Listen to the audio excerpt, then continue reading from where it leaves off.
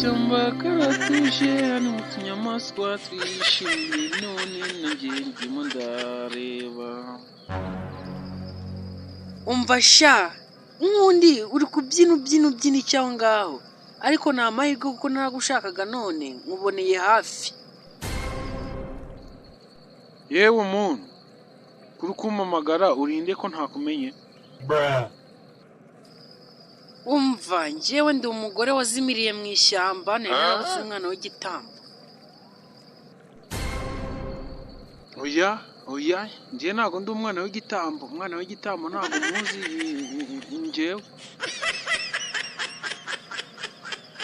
Umva nari naraguhize nahoraga nza gutembera hano nk'aha nkakubura ariko uyu munsi ntabwo uri bucike ye kurifata kose ndanagutwara.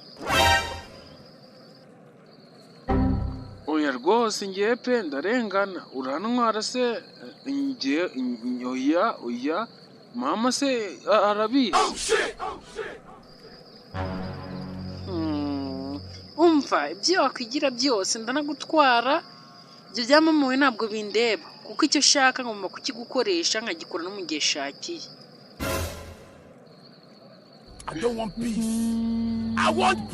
Njye ndaza no kubibwira mama njyewe ibintu njye ntabwo nabyemera nose urantwara mama akanyureza no mu ishyamba nze kureba inkwi none ushaka kunjyana.